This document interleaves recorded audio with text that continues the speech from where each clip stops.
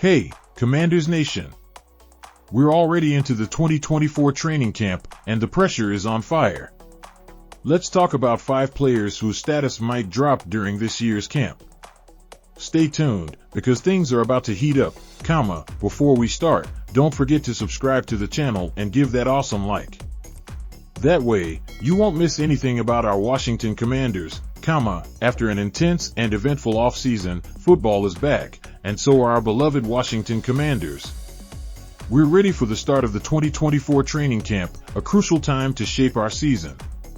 Under the leadership of Dan Quinn and his top-notch coaching staff, expectations are sky high. The atmosphere is completely different compared to this time last year. Everything feels more positive and promising after years of frustrations under former owner Dan Snyder, Dan Quinn and Adam Peters are aggressively revamping the team. Peters, known for being a bold roster builder, has the resources and determination to make significant improvements if the right opportunities arise. Those who survive the first cut have a fair chance to establish themselves, but they need to make the most of this opportunity to secure their spots or even climb the team's ranks. On the flip side, those who don't perform well might see their status drop. With that in mind, let's talk about 5 players who are on the hot seat during this training camp. Dyami Brown WR, First on the list is our wide receiver Dyami Brown. He's getting another chance to showcase his skills.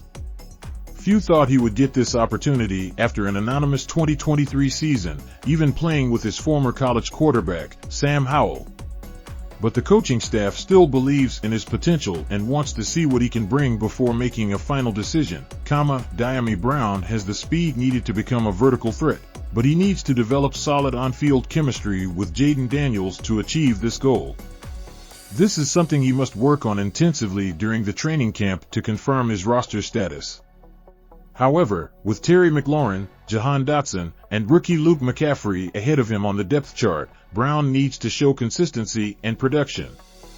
If he continues with inconsistent performances, another player might very well take his place, the margin for error for Dyami Brown is practically zero. He needs to prove he deserves to be on the team, and the training camp will be a big test of his character and determination. It will be exciting to see how he performs, Cornelius Lucas OT, Now, let's talk about Cornelius Lucas, our offensive tackle. Adam Peters made some bold decisions with the tackle positions. Andrew Wiley is set on the right side despite an inconsistent first season with the Commanders. Peters also decided to release veteran Charles Leno Jr. without making many high-profile replacements. Currently, Cornelius Lucas is slated as the starting left tackle.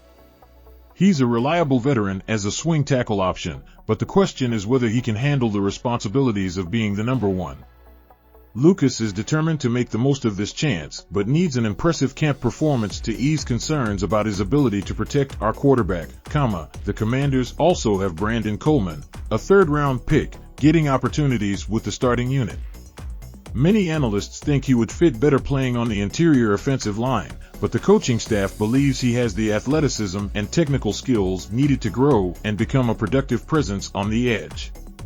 Lucas starts the camp as the starter, but if Coleman stands out, the Commanders might decide to throw the rookie into the fire and demote Lucas to a backup position as early as Week 1 against the Tampa Bay Buccaneers, Emmanuel Forbes Jr. CB, Emmanuel Forbes Jr. is under immense pressure in 2024. After a tough season where he was thrown to the wolves in a desperate attempt by Ron Rivera to improve the secondary, Forbes wasn't ready to take on significant responsibilities and struggled a lot. This was more a failure of the coaches than the player himself, but now he needs to redeem himself under the guidance of Dan Quinn and Joe Wicks Jr.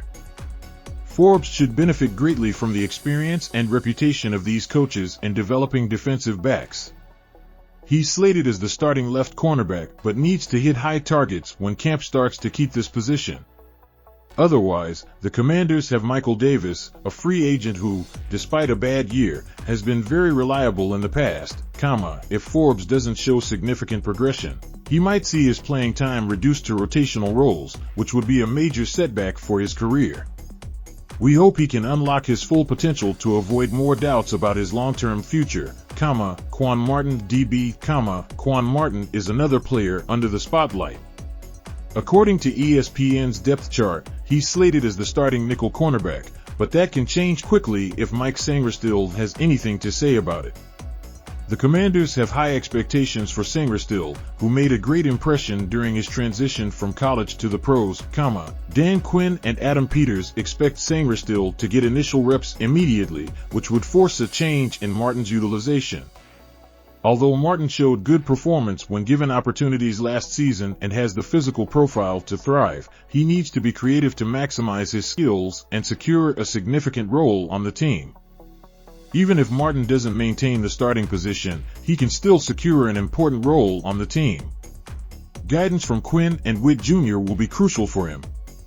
The training camp will be decisive in determining where he fits best, Dante Fowler Jr. DE, Lastly, we have Dante Fowler Jr., our defensive end. The Commanders needed to bolster their edge rush options this offseason after trading Montez Sweat and Chase Young.